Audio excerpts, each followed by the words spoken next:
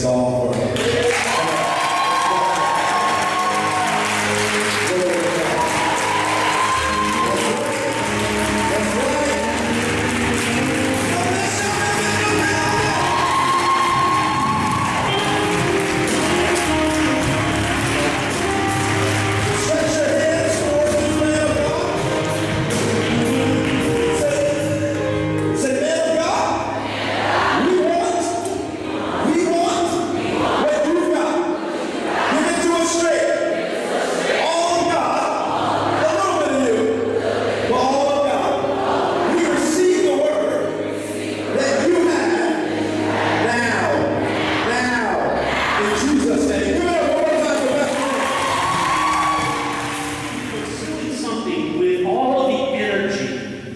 As if it's the reality. But when we get up close enough, we find out that all that we've been investing, emotionally, spiritually, intellectually, financially, we find out all that we've been pouring into it, find out it's just not the real thing. And what a detriment.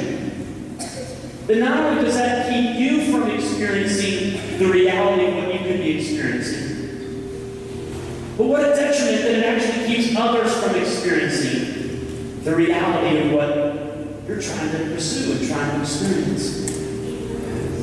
It's interesting that the Bible actually talks about this. The Bible calls this a shadow, a type. It's a likelihood. It's not the reality, but it's a shadow. It's a type. It's something that if you look at it long enough, because you're not seeing the reality yet, if you look at the shadow enough and you see the shadow and you follow the shadow isn't to receive our worship. The shadow isn't to receive all of our energy. The shadow isn't something that we're expected to protect and to guard and to keep, because it's just a shadow. But the shadow is at some point to reveal to us the reality. That when we see the reality walking in, because we've seen the shadow or the time or the likelihood or the mere reflection of, when we see the reality, we should stop pursuing the shadow. And we should start pursuing the reality. For these rules are only shadows. This way that you've been pursuing God, it's been just a shadow. They're just a shadow. They're only shadows of the reality yet to come. So the shadow is a picture. It's going to reveal something that's coming.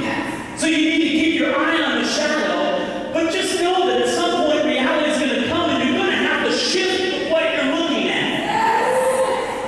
And if you don't shift what you're looking at when the reality comes, you're going to miss the reality. And that's what he says here. For these rules are only shadows of the reality yet to come, and Christ himself is that reality. Changing all of that. You begin to look at people. You begin to look at them and say, I'm the Word. I'm the Word. I'm the bread of God. Now, Pastor Pierre said you might throw things. Just not as nimble as he is, so just aim there. And I'll say there's this big curtain that was keeping the people from the presence of God. And the curtain was torn in two. So I'm thinking, earthquake, ground splits, curtain splits from the bottom up, just part of nature. It's, it didn't happen that way. It was as if, as it says, it was torn from the top to the bottom, as if God said, I will no longer be contained. I will no longer be away.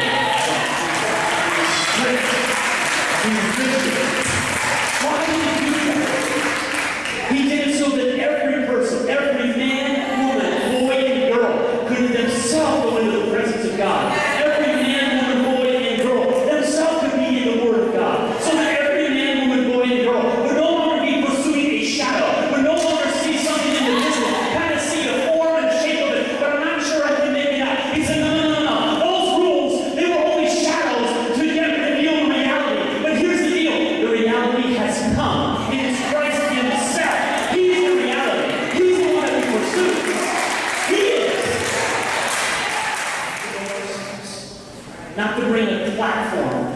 ourselves. But he's called every one of us kings and priests.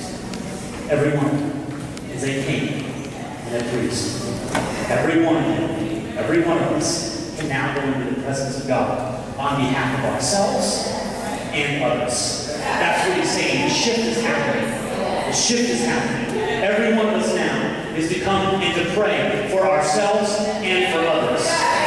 Every one of us is now able to go because the veils are torn, the curtains are torn.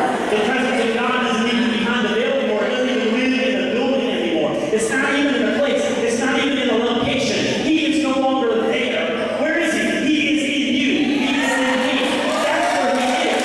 He's no longer in a building. He's no longer in four walls. He's in the body. He's a living being now, going with living beings.